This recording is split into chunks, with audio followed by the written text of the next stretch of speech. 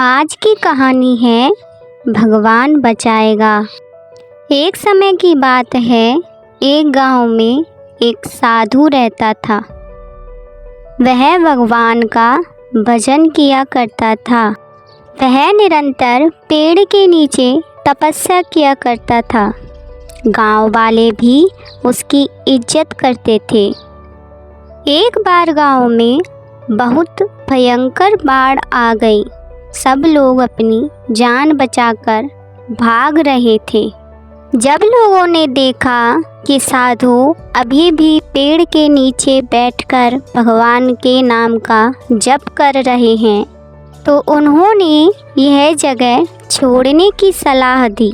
लेकिन साधु बोला, तुम लोग अपनी जान बचाओ, मुझे तो मेरा भगवान बचाएगा। धीरे धीरे पानी का स्तर बढ़ता चला गया और पानी साधु की कमर तक आ पहुंचा। तभी वहां से एक नाव गुजरती हुई दिखाई देती है। मल्लाह ने कहा, साधु महाराज, आइए मेरी नाव में सवार हो जाइए। मैं आपको ऊंचे स्थान तक पहुंचा दूंगा। इतना सुनकर साधु बोला, मुझे तुम्हारी मदद की आवश्यकता नहीं है। तुम अपनी जान बचाकर भागो यहाँ से। मुझे तो मेरा भगवान बचाएगा।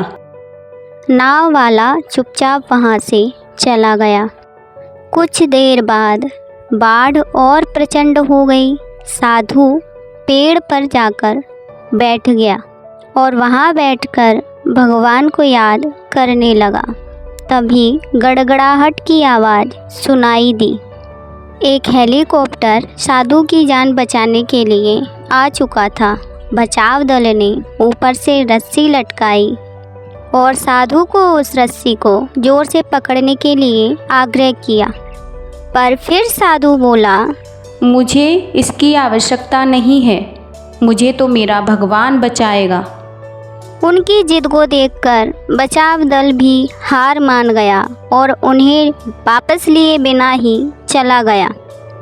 कुछ देर बाद पेड़ बाढ़ के बहाव में बह गया और साधु की मृत्यु हो गई। मृत्यु के बाद स्वर्ग पहुंचकर साधु ने भगवान से प्रश्न किया, हे प्रभु, मैंने आपकी इतनी आराधना की, पूरी लगन से तपस्या की, फिर भी जब मैं मर रहा था तो आप मुझे बचाने क्यों नहीं आए? हे साधु, मैं तुम्हें बचाने के लिए एक बार नहीं बल्कि 3 बार आया।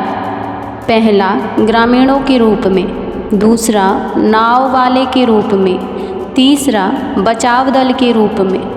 लेकिन अफसोस, तुमने इन अवसरों को पहचाना ही नहीं। साधु के पास अपनी नासमझी के ऊपर पछतावा करने के अलावा और कोई रास्ता नहीं बचा।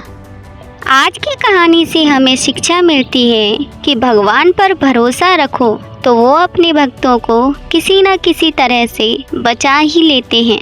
लेकिन हमें ज़रूरत है तो उन अवसरों को पहचानने की, उन मौक़ों को पहचानने की जिनके ज़रिए भगवान हमारी मदद करना चाहते हैं।